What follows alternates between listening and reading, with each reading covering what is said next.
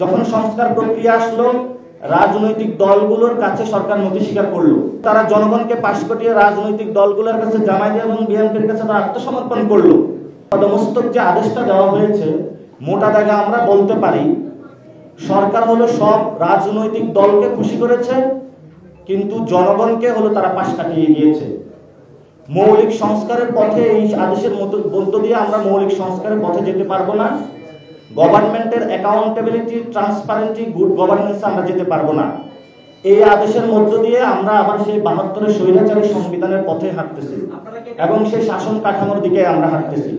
এজন্য আমাদের জায়গা থেকে যেটা আমরা বলবো, সরকারের যে 4টি হা ভোটের মধ্যে যে প্যাকেজটা দিয়েছে, এই প্যাকেজের মধ্যে অস্পষ্টতা রয়েছে।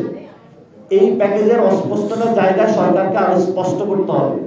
যখন স্পষ্টতা আসবে এবং যখন আমরা দেখব একটি সংকট থেকে বের হয়ে, ফেসিবাদী কাঠামো থেকে বের হয়ে আমরা নতুন একটা ব্যবস্থার দিকে যাচ্ছি, তখন আমরা সাইন করে দেব। এখন যেই সংকটটা আছে, এখন 72-এর সংবিধানের পাহারাদার হিসাবে আমি তো 72-এর সংবিধানের পাহারাদার হইতে পারি না এই আদেশের মধ্য দিয়ে। এই জন্য এই আদেশের সরকারকে স্পষ্ট করতে হবে। ওনারা কয়ের মধ্যে যেটা বলেছে, ঘয়ের মধ্যে যেটা বলেছে, এটা কিন্তু উল্টে একটা প্রক্রিয়া।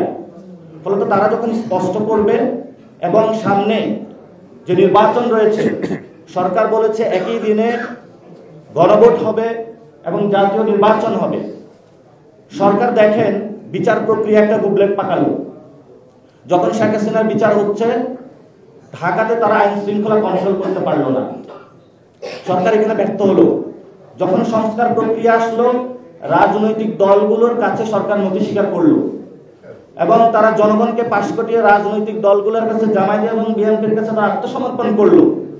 যেই জনগণই সরকারকে বসিয়েছে, সেই সরকার চেয়ারে বসার পরে জনগণকে বলে আমি তোমাকে চিনি না, আমি শুধু বিএনপি এবং জামায়াতকে চিনি।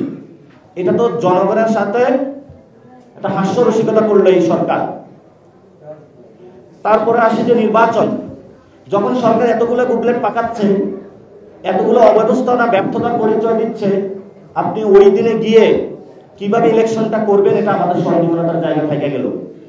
এবং আমরা মনে করি বাংলাদেশে দ্রুতগতিতে ইলেকশন হওয়া প্রয়োজন, কিন্তু সরকার যেই পথে এগোচ্ছে, সংকট আরো ঘনীভূত করছে এবং গণভোট নির্বাচন কিভাবে সরকার পালন করবে, বাংলাদেশে আয়োজন করবে, এটা এখন আমরা রোডম্যাপ পাইনি। ফলত সরকার নির্বাচন নিয়ে ব্যস্ত, নির্বাচন আয়োজন করবে, সংস্কার নিয়ে সরকার কোনো দায় নিল না। সরকার সরাসরি জনগণকে বিদ্যাঙ্গুলি দেখিয়েছে।